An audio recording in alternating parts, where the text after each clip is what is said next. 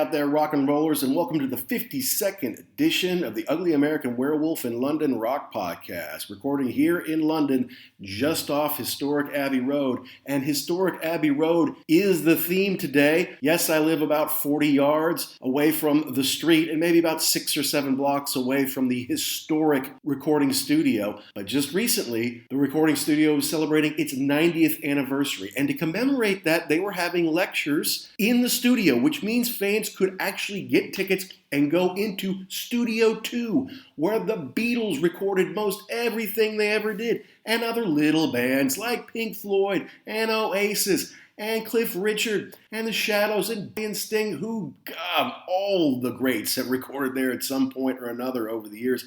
And it was an incredible opportunity for me to get in there and just fan geek out and just be in awe of all the history and all the amazing music that had taken place there over the years. And we're going to get way in depth on it here on this show. First, I want to thank all who listened to our double 50th episode, which was on the movie and soundtrack to Highlander, the classic 1986 fantasy action science fiction drama that may not have had a big budget, but grew into a big cult following and actually had a very big effect on me and Jackson and a lot of other people our age in America and around the world. And I especially want to thank Ryan Condal, the executive producer, writer, creator, showrunner of House of the Dragon, the prequel series to Game of Thrones, which is coming out in 2022. He was gracious enough to do an interview with us on part 2 of our 50th relating to Highlander, because he did in fact write a reboot script for Highlander that eventually he didn't work on. But he also is a collector of movie props and movie swords, and he was knowledgeable about some of the swords used in that movie and their provenance and where they are today, and talked a little bit about his collection as well. So we really thank you, Ryan. We had a great time talking to you, and I hope you guys were able to check out those episodes. Now, as always, you can find us at www.uglyamericanwerewolf.libsyn.com, where you can see all of our past episodes and find all the different ways to follow us. The number one way, of course, being Twitter, where I'm at ugly_werewolf and Jackson's at actionjack72, where you can send us messages, follow us, see what's coming up, shoot us a DM, let us know what's going on with you and which albums or bands or concerts or movies you would like us to review. But back to Abbey Road, I don't know if there's a more iconic studio in the world. If you say, give me the name of the world's most famous recording studio, I guarantee you Abbey Road's going to be at the top of almost everybody's list. If it gets past 3, somebody's being a little esoteric. Somebody's just trying to show off how smart they are, how many different places they know. Because I really don't think there's any place more famous. It's where the Beatles did all of their songs. It's where John Williams has done so many incredible soundtracks, like almost every Star Wars film, like all those Indiana Jones films. They did the Hobbit movies there, and the Lord of the Rings movies. They've done James Bond films there. They did the Harry Potter scores there. My 7-year-old loves How to Train Your Dragon. They did that there. And of course, Highlander, the score by Michael Kamen, was recorded there as well. So we're going to tell you a little bit about my experience and just once-in-a-lifetime opportunity of being able to get in there, listen to 2 men who happen to be Americans who know so much about the studio, have done some incredible research. They share a lot with you. And the fact that you can not only get in there, but see the actual piano that they may have played some of the Magical Mystery Tour on, or some of the White Album, or any of your favorite stuff. Some of that stuff is sitting in there today and is still being used on a daily basis. It's not in a museum, it's in a working studio. And that's what we're going to talk about here today on The Wolf. So for all you historians, anyone who loves the Beatles, and with Get Back, the Peter Jackson documentary that's being released on the same day as I believe this podcast is, about the history of the Beatles and their time at Abbey Road and them breaking up, then this could be a great way to learn a little bit about the room where they did all that. We're talking about Abbey Road Studios and my visit there right here on The Wolf.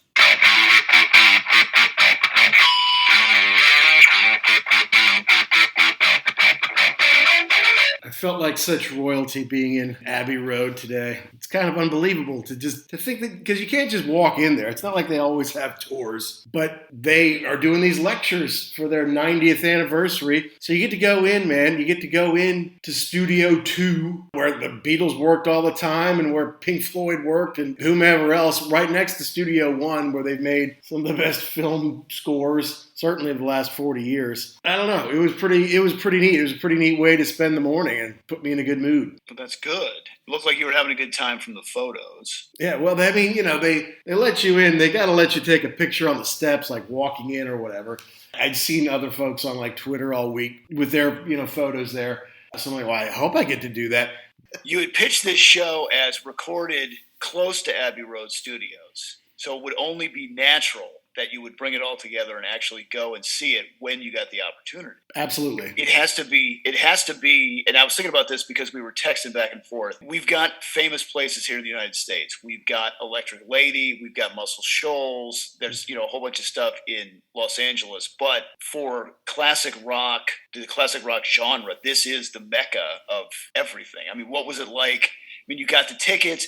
Okay, it's I don't know how much far out you got the tickets, but it was like, okay, I've got 2 days, I've got, one day. Oh, here it comes. I mean, what was the excitement leading up to this? Yeah, well, I don't think I had the tickets for a month. I think they went on sale pretty quickly, and as soon as I saw it, and I may have seen it on Twitter, it was just like click, yes, click, and then I had it. Which is great. But, obviously I live so close to the studio, I'm by there quite a bit. And the wall they have out front, it's kind of a wall, and they have a big kind of wrought iron gate above it.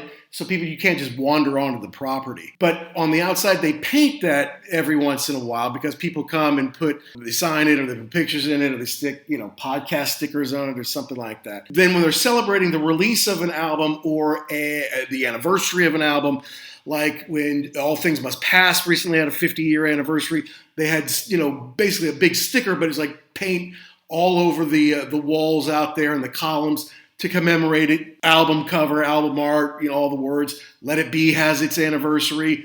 You got the Four Faces out there. It's kind of fun. And then once in a while you might see John Lennon's old psychedelic Rolls Royce roll up or whatever. But so I was walking by one day, I think it was in the spring, and they were doing lecture, they were doing some kind of tour in there, and I hadn't heard about it. And so people were out there. I'm like, what's going on? I'm like, oh, yeah, we can go online and you can buy tickets to do this. I'm like, so I jumped in, and the first time around was totally sold out. But then they're doing this for the fall, and as we're recording this, it's 2 days after the 90th anniversary of the launch, or the grand opening, I guess they called it back then, of Abbey Road.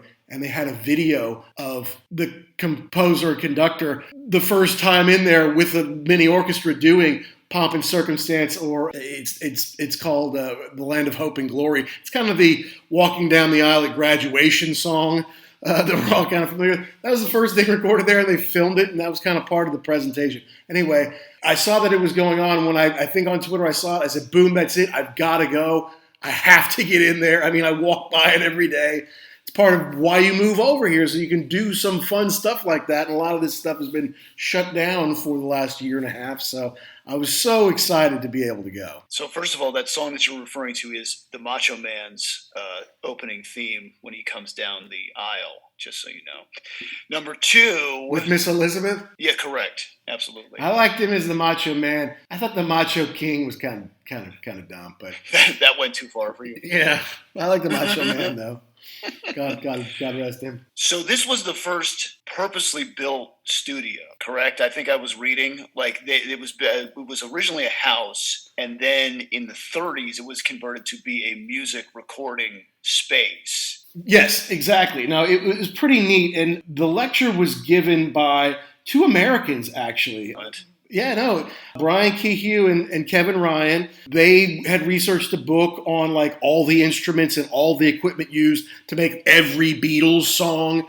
And so they had great access to Abbey Road, and they had went through all this research and all these archives and found some amazing shots and things like that. So they did kind of tell the story that an American had come to London to start a recording business back when you would scratch the needle through a megaphone. It was all kind of hand cranked. It was not electronic. There were weights and pulleys and stuff to make it kind of go evenly, but that's what it was. It was at a hotel in downtown London, and now I think that hotel is like a pizza joint or something like that. But they did really well at the business. So then they basically went out and had a huge factory outside of the city, because it wasn't just that they were recording it, but they had, the pressing and, everyone working there making the records, which was still by hand. But then, And then after a while, they realized as recording got better, because in the 20s, microphones were invented. And that's something that Abbey Road has been at the forefront of, and EMI, which was the company that formed with a technology company and the recording company, basically created EMI. So that's where that came from. A lot of great history in it. And then, they're like, we can't be out here by the factories with trains going by and production and big banging and stuff like that. That's bad for recording. So then they had to find someplace new. And yes, they found a place in St. John's Wood, which is a quiet residential neighborhood. They bought the house, which had a huge backyard, huge back garden, which of course they built out and built studios into. And they also bought a couple of the lots next to it as well. So it looks smallish from the street because the facade, the original house, although a big house by standards around here, yes, certainly, but you can't see how far back it goes and how far deep down it goes. The studios, Jackson, were at least 30 feet tall. Wow. Well, I mean, you figure that they'd have to accommodate everything from, you think of Abbey Road as the Beatles. Okay, I get it. The Beatles were only 4 guys, but they get entire studio orchestras in that place. So yes, it has to be big. And you want it when you're recording. I guess it's different when you record something that's electronic, like a guitar or vocals or something that's going through an amp or a mic. It would be different than trying to capture the sound of an orchestra, because you'd want to have a large room and set the acoustics. And it's just different the way that you pick it up. So did they have historical equipment in there? Like, was it kind of a museum also, or is this just a straight recording studio? So dig this, man. So, all right. So you walk in, all right. You're on the curb there, just like anybody else stopping to take a picture. And they say, all right, give us your tickets. All right, come on in. They give you a little laminate, and it takes a little while to get in because everybody gets to take their picture in front of, on the steps, walking into Abbey Road studio. Yeah. So, and that's fun. That's a neat part of it. You go through security, and then you just basically walk down the hallway, and then you walk down some steps. And on the steps, you can see pictures of Oasis, and you can see pictures of the Beatles and George Martin, and all sorts of amazing artists throughout history. And Nile Rodgers is in there, of course. You'd see John Williams. And then in another part, there's a lot of movie posters, like Star Wars and Hobbit and Harry Potter and James Bond posters, and they're signed by John Williams and all sorts of folks. But they lead you down. There's only 3 studios. I didn't really get a look at Studio 3, but they brought us down into Studio 2, where the Beatles did all sorts of stuff in there, and Pink Floyd did plenty of stuff in there. The Hollies were in there, and the Shadows, and a lot of bands over the years. But it's kind of neat. And okay, so then the fun starts, Jackson. So you get in there, you walk in, and they have pianos around. And they have signs on the pianos talking about, this is Celeste, and you can hear this on Strawberry Field, or this is. Okay. And it's not just it's not just that's the kind of instrument they use. It's like, that's the one. Yeah. And Jackson, and they had a lot of those. Like they said, here's the 3 pianos. You can really hear this one, especially on the different songs, Obla Dia Bada. I'm like, oh my God, you can hear it in the sound of the room and in the sound of the keys. And then they played a little bit. These guys who were giving the lecture came over, just hit a couple of notes. But it was amazing. But the story is, though, if you record there, you book the room, you can use the Celeste, you can use the piano, you can use the echo room that the Beatles used back in the day. It's unbelievable. And they even showed this amazing picture of, because they have a division called Abbey Road Red that is developing microphone and like audio technology, and they've been doing that for a long time at Abbey Road over the years, like pushing the limits and the boundaries of what you can do. But they showed a picture of this guy had something that looked like, like a phaser out of Star Trek kind of thing. It had like a little microphone on top of it. It was handheld, and then it's a little pointer coming out. They said, what is that thing that he's holding? What is that weird thing? Well, that helps create sound so you can test speakers and get levels on speakers. And in fact, and this is a picture from like the 60s when the Beatles were experimenting during their Sgt. Pepper days, so they wanted to measure different things and make sure they got all the sounds just right. They said, oh yeah, and by the way, it was like in a drawer. Here it is. And they showed it. There's one in the world. That's the one made at Abbey Road Studios. And they still use it today to test levels on speakers. and microphones That's and crazy. stuff like that. So I'm like, that is so cool. It was mind blowing to be in there, and just little things like that was like worth the price of admission. And then, yeah, okay. So that makes me happy because that's what I was expecting to be there. Hopefully, is stuff like that. You really want to. That's why you paid to get in there. I mean, if they're going to talk to you about, well, this is the Ultron 547 console. I don't care about that. I Right. want to be in the studio where the Beatles were. I want to see the piano. Yes, that was on there. And what I didn't realize is the Beatles never recorded at Abbey Road Studios. They recorded at, what was it, EMI, That's right. and then they renamed it. I always thought it was just Abbey Road, like from day one, but they named it after them. So I mean, talk about something that's synonymous with each other. I mean, that studio space and the Beatles are hand in hand. And I know that it ran into some trouble recently, a couple years ago, financial trouble. They were going to sell it possibly, and then there was like a group of people like, why does McCartney not own this place? Mm-hmm. Like, just buy it and keep it. So we're cutting ahead a little bit here, but to have that space and to have so many things that we love created there in the same space, not like, oh yeah, they moved it from A to B and it used to be here and then it was here and they went through some stuff. No, it's the same place. It's the same room that created all that. The essence, the air still has to be in there a little bit, and you can feel the magic that happened in that place. And obviously, if it was okay, and the Beatles liked it because it was nostalgic or whatever, that would be one thing. But to have other people move in, like the Pink Floyds and all the movie stuff, it actually has to be a first class, a number one place that people have to be lined up to work in that space. Well, yeah, and it definitely underwent some changes over the years. And so I'm in Studio 2. Studio 1 is enormous. I mean, it might even have a higher ceiling if that's possible. But it's huge, it's cavernous. And they built it as a stage originally because they'd always recorded bands and orchestras in a stage, or in a church or something like that. So they built a stage and then recorded it that way. They even had places for people to come sit and watch. And they realized, all right, well, we really don't need people to sit and watch to record because they cough and they move their chairs and we don't need that.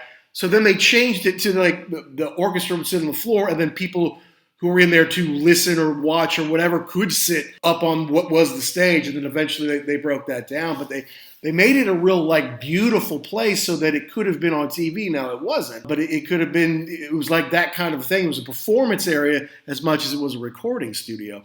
But yeah, I mean, originally the value of the recording was not really thought of as music that you would sell on discs necessarily, as was making movie music. And the first invention of like stereo happened at Abbey Road. Hey guys, this is Ryan Condal, the executive producer, writer, creator of House of the Dragon, and you're listening to the Ugly American Werewolf in London podcast, and you should download and subscribe. Keep doing that. My mom was really into classical music. She had this big box set of records, and most of it, I think, was the London Philharmonic that had done it. So I don't have it with me right this second, but I would have a guess that probably some of that or a lot of it was recorded there, because I know that the box set that she had was meant for commercial distribution. So they did it purposefully to do that. So I would bet that some or a lot of it was done there. Yeah, and they showed Glenn Miller, I guess he was coming over during World War II to entertain troops or to do his thing over here. He stopped into Abbey Road. They did film it, and his plane was shot down over the channel, So that was it. That was his last recording session there at Abbey Road, but it was filmed, So it just a lot of just deep history in there for sure. And to be in this room and they start showing pictures of different people, and suddenly you start to recognize that spot in the room that you're in, right? And unfortunately, we kind of take this for granted now. I mean, we're doing this show on a computer in your living room and in my living room. Right.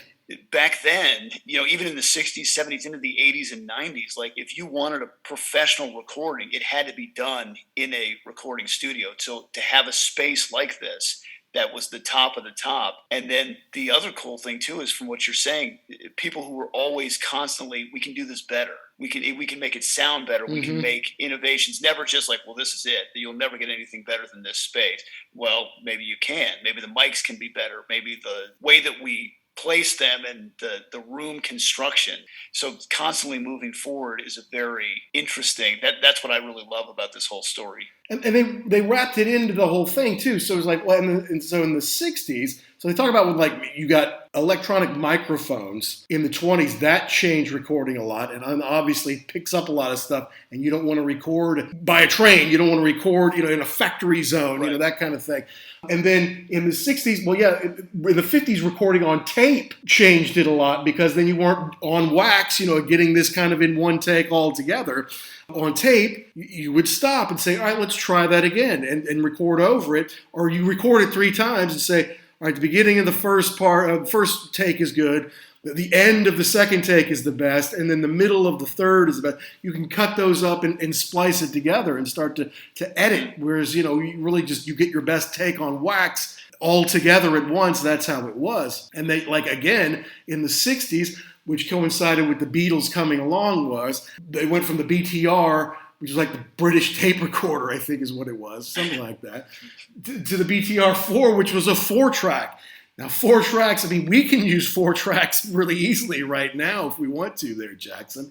But that was a huge innovation in the early 60s. So then you can do more on the vocals, right? Or you can record everything on 2 tracks and then record your vocals like individually against those, and really make them stand out. So you're right. It wasn't just these things happen. This was a spot in the world where these things were innovated, right? And right. Put to good use in, the Beatles records. Yeah, and you can go into the whole thing about, George Martin really being it's synonymous with Abbey Road and kind of the mad genius behind putting the sound together. So it's insane to think that all of those things came together at the same spot. You had guys who were interested in moving things forward. Hey, let's try something a little bit different on this one. Let's, you were talking about multi-tracking. We can put another track on there. Well, let's put another track and another track and put it together to make it sound like something no one had ever heard before.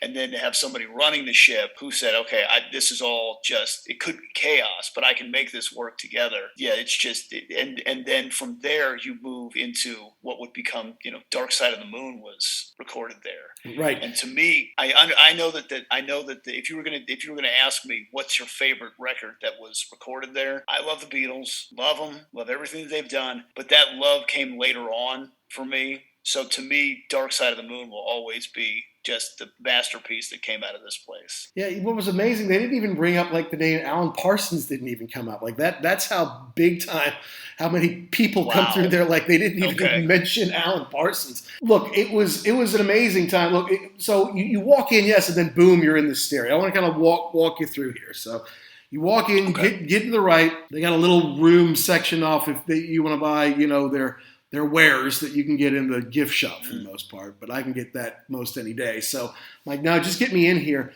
There's a little room with a couple of pianos in it and a Hammond organ, and there's a Mellotron, and there's all this neat stuff in there. And then they had microphones kind of throughout the years. They had old recording boards in there that had been used, and talking about maybe some of the artists that had used them and things. They said there were these 3 or 4 great pianos, and at one point, they said, anybody play a little bit of piano? And a couple of people raised their hands like, yeah, come on up here. So they got to come out there and play pianos, yes, like the Beatles had used and like Pink Floyd had used in the studio, and say, everybody, on the count of 3, hit these blue notes, right? Hit this stuff right here. And it's basically the end of a day in life. Like, this is how they got that note, that coda kind of from 4 different pianos at once. I'm like, no way, that's so cool. And if only you'd given me piano lessons, Dad, I could have done that today. Actually, I think as long as you had hands, you probably could have done it. They had like tape on it, like hit the ones with the tape, But no, it was fun to see. And then between like some of these organs and the pianos, there's an exit way door out. There's a little space. And then you go down to the right, there's this old bomb shelter. But they used it as an echo chamber. They used it over the years as the echo chamber. So they would like reverb John's vocals. down there, and then they would mix them with what was recorded clean in the studio, and together they made something special. And that was just really neat to see just the technology and how they really set it up physically, how it all worked, man. Being able to see that was really neat. Yeah, and what I love about that story is that the thing was a bomb shelter, right? They didn't build it for that, but somebody said, I don't know if it was George Martin, could have been, maybe, hey, why don't you go down there? I think that would be a cool or an interesting. We could get something interesting out of going down there. So that became then the reverb chamber just from then on. Pretty amazing, yeah. And then upstairs is the control room, and you were allowed to walk up into the control room. So I just marched myself right up there. Of course, now they have this huge, enormous state-of-the-art board, and they have, video cameras and stuff down there so they can be able to watch what they're doing. You could produce TV. I mean, I guess they did a show called Live from Abbey Road Studios there for a number of years. But yeah, I got to sit right in front of the console and take my picture. I mean, that's pretty cool. I mean, you can look down through the window, and you can see, you could have watched the Beatles doing Sgt. Pepper from right here. You could have watched them do Eleanor Rigby. You could have seen Pink Floyd. You could have seen them noodling. They also use Studio 3, I think, quite a bit, which is the smallest of the three, but, fine for a band of 4 people. But they were in Studio 2 too. You could watch them doing Dark Side of the Moon from right up there. But you probably weren't watching. You were up there to twist the knobs, I suppose. But it was neat to just be in that room and suck it up. Like, who has been up here? Like, think of the people who have worked here. This is unbelievable. It was so cool, So, and like I said, they still have all that stuff. Now, they mentioned the board that they used in the 70s, which was custom built by EMI, and the one that they used for Dark Side of the Moon. That was sold recently for like $2.2 million. Because there's really nothing else like it, and it was used on Dark Side of the Moon, not to mention a few other choice things over the years. So that's pretty incredible. But the thing they have up there now is like a spaceship. It's kind of amazing. Well, I remember watching when the Black Album came out from Metallica. They have Nothing Else Matters, the video, and there's a shot where they're doing the orchestral part, and it's a shot of the board that they have. I don't know where they recorded that, but you can watch all the levels, and like they had a zillion tracks for that. Yeah, I know nothing about it, but yes, I'd love to sit there and just, what does this knob do? It goes up, it goes down. That would be a cool next class, I guess, is sound is coming in from what's being recorded, right? How do you as the engineer, okay, here's how I sift through this. You want to make it sound clear, but you've got a lot to deal with. So how do you set the levels? How does that work? That would fascinate me to just get that. It's a lot. So you were talking about Alan Parsons, as being a sound engineer. There's a lot that goes into it that you have to kind of filter through, because the band they're just doing their thing. They're just playing. Right. How do I translate that into something that can be recorded? You're right. Yeah. And then how do you manipulate it? What kind of sounds do you put over it? What kind of things besides instruments can you use? Obviously, Pink Floyd experimented quite a bit with that, as did the Beatles. I mean, you look, Pink Floyd really recorded most all their albums at Abbey Road through Wish You Were Here. And obviously the Beatles were still working in the late 60s there quite a bit, so they would pass them, run into them, at least listen, hear some stuff or whatever, what they're doing. Their record, which has got to be incredible. Bah! Can you imagine being like David Gilmour, say, okay, well, Sid couldn't cut it, so now I'm new to this band. What are we doing? Oh, we're going to hang out at Abbey Road where the Beatles are. Okay, that's better than whatever else it was I was doing before. Yeah. Could you? I don't know if this ever happened, but could you imagine they were in there recording and Gilmour is sitting in the control room or sitting somewhere just kind of soaking it all in? I don't know, but yeah. That's what's great to me, is that the kind of the camaraderie and the fact that they all wanted to do the same thing. They all wanted to put these records out to express themselves. And somebody like that being in awe of someone else, you'd have to be, for as great as Pink Floyd was, the Beatles came first. And I think it was, what was that one? I think we were talking about Duran Duran, and John Taylor was out in front of Capitol Records, and he was talking about the Walk of Fame. And he's like, it's funny that it moves forward like the Beatles, Duran Duran comes after the Beatles on the Walk of Fame. Well, of course they do. That's how it works.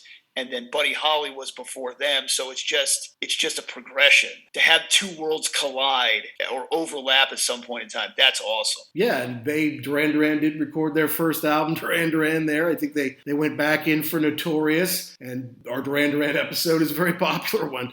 Just the string through everyone who's played there over the years, when you start to look at it, from Sting's recorded there, the Oasis, as I mentioned. Paul has continued to record there. Paul, I think, recorded part of 3, his most recent record, 3, McCartney 3 there. Okay. And it's funny because it is a residential neighborhood. I like living here because it's relatively quiet, and as do most of our neighbors. And the thing is, in like the 60s, once they started to amplify and do rock music, it was still very much classical and maybe some big band. Once they started to do that, the neighbors started to complain a whole lot more, honestly, because I guess, flutes and woodwinds, they don't pierce through the rock the way that the rock and roll music does. So yes, they showed how at some point they eventually started to use, they look like drapes. They're almost like full pillows, which at first I think they filled with seaweed to help dampen it and rule out sound. They determined that was a fire hazard, so they had to put some fire retardant stuff in there. But, they've done that over the years. However, when McCartney was in there a few years ago, he's like, well, I want to get some new sound out of here, right? Let's do something somebody hasn't done before. So like I said, that exit out into a little tiny room, and then you go down to the right into the bomb shelter, which is now the echo chamber. Yes, there's this tiny small room. It's almost like a mud room because there's an exit there. You can get out if you need to. Mm-hmm. So it's nothing there. It's just a place to step in before you step to where you're going next. Macca wanted to put some drums in there, and they started doing that one day, getting the drum sound out of there. But like I said, it's right next to the exit, which is right near where people live, and they got complaints. And like, see, that's why I should live there. I should live right next door. I'll call up, I'm like, who's in there? It's like, that's Paul McCartney. I'm like, you let him make all the noise he damn well wants. Whereas if I hear some drumming, who's in there? It's Ed Sheeran. You tell that ginger muppet to shut it off. Oh, poor Ed Sheeran. I think he's a lot of things, but poor is probably not one of them at this point, Jackson. So it was cool, and it was a 90-minute talk. So they really did run through the kind of the whole history of recording and the company and EMI itself and all that. It's no longer owned by EMI. It's owned by is it Universal or? Yeah, I think Universal owns, or maybe not. Maybe Virgin. I don't know. It got sold off, but I know for a while it was kind of in a perilous spot because there was a plan to make it into flats or something, which is what they do to everything. So I'm really glad that cooler heads prevailed and they saved it. And I think now it's on some kind of historical register, isn't it? Yeah, it's level 2 historical register because it is still working studio. I mean, it still works most every day of the week. There's something going on there. I got to stick my nose into Studio 1. It was enormous, but that's just because the door was open and there were some guys going in there to record or do something. So I just kind of looked in there like, wow, it's like an airplane hangar just about. It's really big, and you would never think it given where it is. I mean, you can see from the street how big most houses are and things like that, but it's got some nice space back there. Yeah, well, I guess that's kind of part of the problem with that too, because for something that's that big in that spot in London, if you were going to make it into flats, would be $1 zillion. You could make tons of money off of that. But like I said, I am glad that they kept that not only not only as a historical deal, but a place where people still record, because I think it is important to keep music alive. And even though you can do this in your wherever now, garage, basement, you can produce something that's pretty good. There is nothing like recording at a professional studio with equipment and professional sound engineers.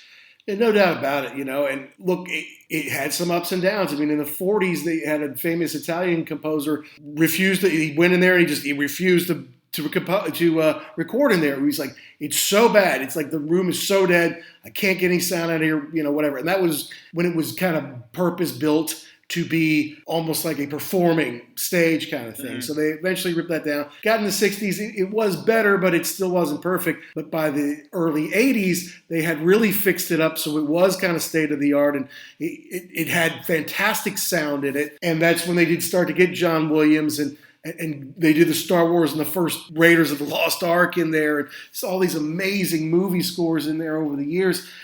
And so like that beefed it back up again. And suddenly, 5, 6, 7 days a week, you're recording in there, doing something, and they have the big screen in there so you can match it to, the video, match it to the film. I think that's so neat. And you've seen them from over the years doing this. I'm like, that is really cool. That it's not just historic, it's working. It's a big part of it. But the thing is, man, they showed, I don't know if it was the late 70s or the early 80s, they were going to change it, okay? They were going to, because the ceilings are so huge, they're going to make Studio One 2 levels. First level's a car park because there's no parking around there. And then upstairs it was going to be the recording studio. And even that, they were going to bifurcate. They were going to cut in half. And then Studio 2, I think, they too were going to put storage underneath it. So they were going to have the downstairs be storage and then make it instead of 20 feet or 15 feet or something like that, and then have the recording studio there. And everyone's so glad that they didn't. They didn't fundamentally change it. That's just, and now it is a historical place, right? Because it is the same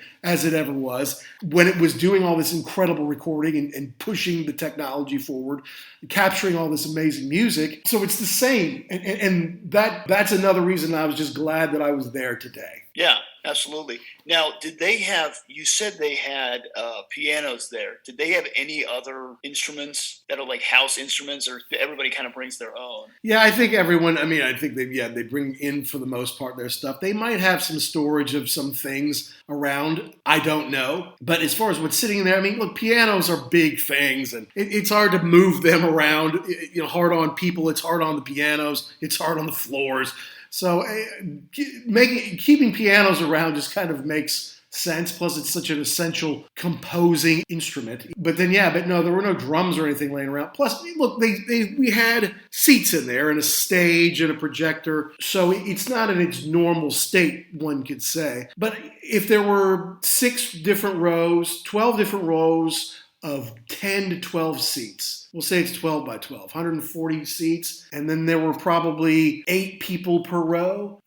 So let's say it's 125 quid a piece. It's like 12,000 to 13,000 quid every time they give one of these lectures, plus whatever they get on the souvenir, stand or the shop as well. They were doing 2 a day. So it's like 25,000, 50,000 weekend, 150,000 for the whole thing. That's some salaries right there that they'll pay with that. Maybe the 2 authors will get a little cut of it as well. But it's huge for the fans. And you should. I was going to say. So you said you couldn't get tickets to the first round of this, and then so it opened up again. Was this packed, or was it like capacity with what you went to? It wasn't, and I just wonder if they sold all the tickets they intended to sell, and then they just had more seats so people could spread out a little bit. Because people were wearing masks. Not everybody was. I had it kind of off and on a little bit. So I don't know if it was intentional that there would be seats, people can spread out a little bit, or if it was unsold. I don't know. But it was very comfortable the whole time. I was in like the 3rd or 4th row, and it was fun. It was kind of a chance of a lifetime that I just didn't want to miss. I'm glad I took advantage. Yeah, and it's interesting to me that when it comes down to it, it's crazy that people would actually want to go and see this because, okay, Paul McCartney wasn't there. There wasn't anybody there that was famous, but the place is so famous and it holds such a place in everyone's heart that you just want to go see it. Just to see the place where this happened is cool, and there is no other place like it. And I want to use the word magic, but magic really happened at that place. They got it. It wasn't even just one thing. Like, oh yeah, the Beatles recorded one record here, one hit, and it was pretty good. No, this was their home, and to think about that. And there was I saw a great interview. Ringo was being interviewed by Dave Stewart from the Eurythmics, and he was talking, and Dave Stewart was just fanboying out about all this. He asked him a whole bunch of questions, but one of the things was the Abbey Road cover. He said, what is the meaning behind the cover? What were you trying to say about the world or whatever? And Ringo was like, listen, we were sitting around, we were thinking about, do we get artwork done? Do we go to the Maui volcano to get a picture? And finally somebody just said, let's walk across the street, take a picture, and that's it. But he's like, it doesn't mean anything other than we just needed something to go on the front. Yeah, But I heard that it was like they were batting around. Should we go to the Taj Mahal and get our picture? Should we go to Antarctica and get our picture taken in front of an iceberg? And George was like, why don't we just walk across the road? But in that one moment, because I was looking at stuff for this show, just the amount of people, like everybody takes a picture there. It's so iconic in so many people's lives, that shot, the record, and the place.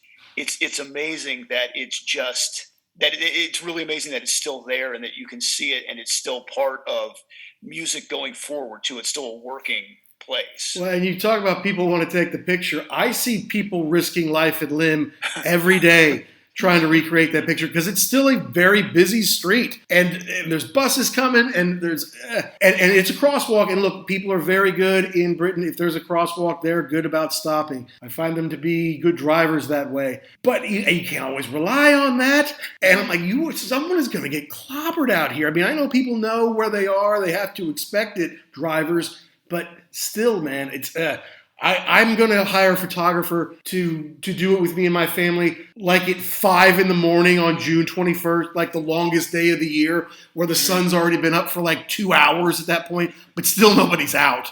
So then we'll go down there and do it at that point, where there's some light, and then we risk less. But yeah, I mean, every day I see people doing it. I'm like, you're nuts. Do you not see the bus coming? Don't go into the middle of the road. You figured you spent enough time and effort to get there. You're getting this picture. So are you going to wear the white suit when you do this? Yeah, no, everyone's going to have their own thing. I'm not sure exactly. My buddy Edwin, you remember Edwin? He was like, you should get a smoking jacket and enjoy the high life of London. I'm like, where am I going to get a smoking jacket? But it does sound like a good idea. And then I could be smoking something, a pipe, of course. There you go. Yes, going across the street, holding the dog with one hand and the child with the other, because that's the four of us, right?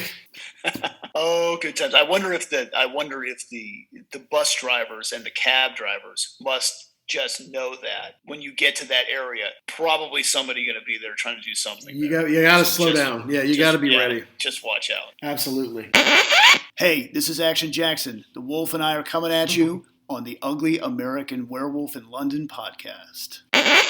And then, they said, oh, you know what? You don't have to use that bathroom. You can use the more private one down the road. Just someone was walking out. I didn't really have to go, but I heard somebody say that. So I'm like, you know what? I'm going to go take a piss in Abbey Road. So I walked down, and I'm like, I could get a T-shirt made. So I pissed at Abbey Road. Yeah, I can't even imagine the electricity that's just in the air there that you can feel going into it. Because, I mean, like you said, you've been past it a million times. You've seen it. Oh, it's great. But to actually be inside, it's got to be something pretty special. Yeah, and they, like I said, they don't often do that. And the two authors, they were saying, hey, just being in here is pretty special. You don't get to do this every day. You can think about, and they played a lot of the music that was recorded there. And not only the Beatles and stuff we would know, but stuff from like the 40s and 50s, pop stuff that was maybe big in England.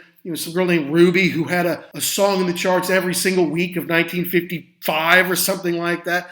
I didn't know who she was. They talked about Cliff Richard like he was Elvis, like the British Elvis. I feel like he was more like the British Rick Nelson, maybe. It was my mom's favorite, Rick Nelson. But, they talked about how he had a band. He had a couple bands, and the Shadows were one of them. And the Shadows made records of their own. And they kind of had guitar songs that would have influenced people like Jimmy Page and Eric Clapton and the people who came later. Just an amazing...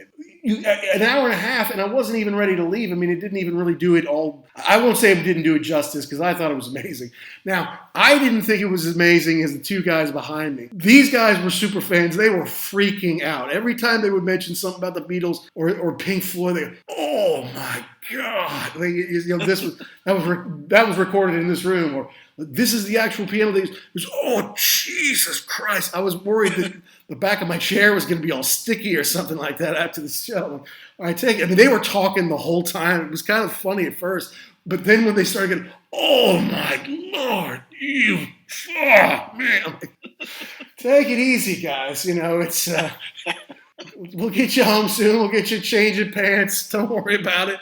But I mean, for them, it was obviously holy ground, and they're talking about how, Roger Waters might be touring next year. Gotta get my left arm to get tickets. And I was thinking how lucky I am. Getting tickets to Roger Waters in London, that's no easy feat, I'm sure. But I got to see him a couple times in the last 10 years, and I'm glad to have done so. Yeah, I mean, Pink Floyd, I know it was huge for us. Our number 3 episode on Delicate Sound of Thunder was, I think we made that episode, Jackson, then we knew we could do podcasting. Like, we weren't really sure what we were doing before that, and we still weren't real good at it yet. But when we realized, look, we've got a lot of stuff that we can talk about passionately and go in depth on that we love, and certainly Delicate Sound of Thunder was a touchstone for both of us as teenagers.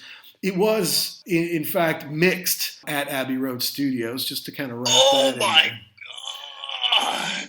Not recorded, obviously, because it is a live album, but was mixed there, which is so cool, man. And so, yeah, this is what I'm trying to think of a good idea for a podcast, an American's experience in London. What do you want to hear about? What it's like to get your groceries delivered here? Or, you want to talk about, hey, if the dollar goes up against the pound, do I go out and buy a bunch of junk? I mean, who cares about that kind of stuff? But adventures, rock and roll adventures, and going to Abbey Road Studios? Check. Yeah, and the fact that, this thing, like I said at the beginning, this thing was billed as recorded Abbey Road adjacent. It only made sense that given the opportunity, you would go there to actually experience that. Hell yeah, man. Hell yeah. And it made me realize I got to go find more. I got to go to more places around town while I'm here. Got to go to Ronnie Scott's. Talking about, was it Eel Pie? Got to go to there. I got to get to more venues. Hopefully that will happen next year as we, I guess, grow out of this virus. I really don't know. It was better this year than last year. Does that mean that next year will also be better? Will it be the same? Could it get worse? I don't know. That's what we should do when I go there. We should just plan a day and just do kind of like a walking tour of all the cool spots in London. There's I saw something when I first got here. It's like they'll put you in the back of a sweet Rolls and they'll roll you around town for a few hours, like check out 12, 15 different spots or something like that. We can take pictures and shit like that. It was a few $100, so I'm like, I don't know. If 5 of us went, it would probably work. It was 2 of us, like, well, I don't know. Why don't we do it anyway? That's what I'm saying. Final thoughts on Abbey Road. You think of Wish You Were Here and Dark Side of the Moon alone. Take all the movie stuff out and take away the Beatles. And just having those 2 records, to me, makes it pretty huge in the pantheon of places where recorded music took place. Obviously, the Beatles, it was their playground. It was their office. It was theirs to do as they chose. They recorded everything there. So it'll always be synonymous with the Beatles, but those Pink Floyd records definitely affected us in a big way. Right. And like I said before, I definitely was more of a Pink Floyd fan as a younger person and teenager growing up. So I kind of worked into the Beatles backwards instead of starting there and working my way up through the 70s. But yeah, just the amount of creativity that came out of that place is groundbreaking. Changed the world. Changed the world. Absolutely. And the most classic story that I can really recall, besides all the amazing Beatles stories and the times, all the different recordings they did, was the time Pink Floyd was in recording Wish You Were Here. Of course, Wish You Were Here does have some overtones, some stories about Syd Barrett, their former lead singer, who'd kind of gone off the deep end with drugs and schizophrenia. And they just kind of continued to roll on without him. Like, well, look, we got a good thing going here, so we can't let his screwed up life kind of ruin our up-and-coming recording and musical careers, so we're just going to soldier on and go on without him. So they're in, I don't know which studio, I think it's Studio 2, might be Studio 3, recording Wish You Were Here, and in comes this kind of fat, weird-looking guy. He's got no hair on his head, he's got no eyebrows, he's got no sun on his skin, he's very doughy and blobby and out of shape, and he's not saying anything, and he's just kind of wandering around. And eventually someone's like, well, who is that? Who's that weird guy? And it turns out it was Syd. And everyone was just kind of taken aback because Syd was always a very good-looking guy, always with a quick wit and something to say, very thin and fashionable. And now he's got no hair. He's got no eyebrows. Because of his medication and his lifestyle, he's now kind of a big blob, and he just didn't look like himself, and no one had seen him in so very long. And here he is, how he knew they were going to be in there that day, how he could get in there, could just walk in and no one would stop him or say, well, today's not the day you can go in there. I don't know.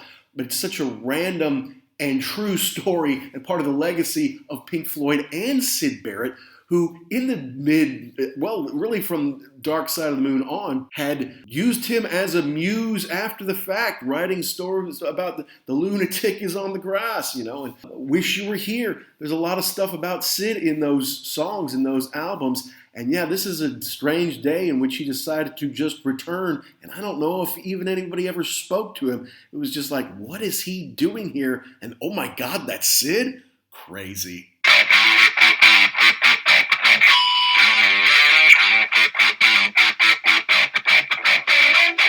Well, that's our take on my visit to historic Abbey Road Studios during the middle of its 90th birthday celebration here in November 2021 on Abbey Road in London. And I can't even tell you how amazing it was. I think I used that word amazing probably too much during the recording, but you're just in awe. If you love rock and roll music, you love the Beatles, you love Pink Floyd, you love where it all came from, you can't help but feel some sense of grandeur just being in the same room, which is about as big as an NBA basketball court with a huge high ceiling, and think about all the amazing music, all the amazing times that people have had there.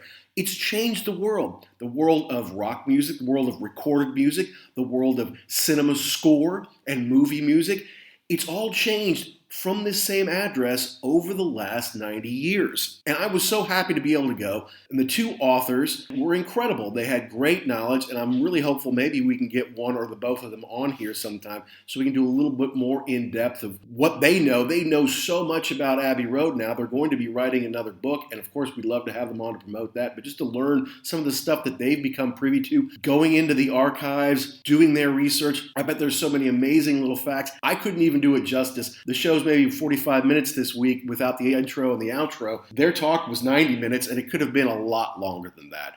So it was really just a pleasure to be in this historic spot. And I hope people don't get clobbered trying to recreate the picture. I know it's iconic. I know if you're there, you've got to take the opportunity to get your picture there. Just be careful, please, everybody. When you're out there trying to get the picture at the Abbey Road zebra crossing, don't get clobbered by a cab or a bus or something like that. Just be careful. Watch out, all right? And I want to thank everybody for listening out there all over the world. It's been a tough year. This show kind of commemorates our first year in podcasting. It was about a year ago after the launch of this show that we started into podcasting. And like I said during the show, I wanted to do something about my experiences in London. Not really sure what to do. When I realized that London has huge rock and roll history, that I live right near Abbey Road, that I'm going to be able to go to some of these great venues and see some great artists while I'm over here, started to talk to Jackson about it, and we knew we had the passion to talk in depth on a weekly basis about music and things related to rock and roll that we love, and certainly being able to visit Abbey Road Studios is an extraordinary opportunity, and we had to talk about it here today. So after a year of podcasting, we really thank all of you all around the world, from the thousands of downloads, the tens of thousands of streams in more than 80 countries around the world. We thank you for listening. And if you're enjoying it, we implore you, please go out and give us a 5-star or a very positive review somewhere, wherever you get your podcast, where it's Good Pods, Podchaser, Apple, Amazon, Google, anywhere you get your stuff. Please give us a review. It just helps us find more listeners like you and can help us improve the show long term. And if you want to see all of our past episodes, you can go to www.uglyamericanwerewolf.libsyn.com. And of course, we want you to check us out on Twitter at @ugly_werewolf and at ActionJack72. You can shoot us messages, you can DM us, you can let us know the albums, the bands, the concerts, the movies, the rock and roll events that you want us to talk about here on the show. Now, next week, to commemorate its 30th anniversary, we're going to review U2's Octone Baby, which was huge for the band and huge in the lives of one Action Jackson and the Wolf Mac B back in our freshman year of college.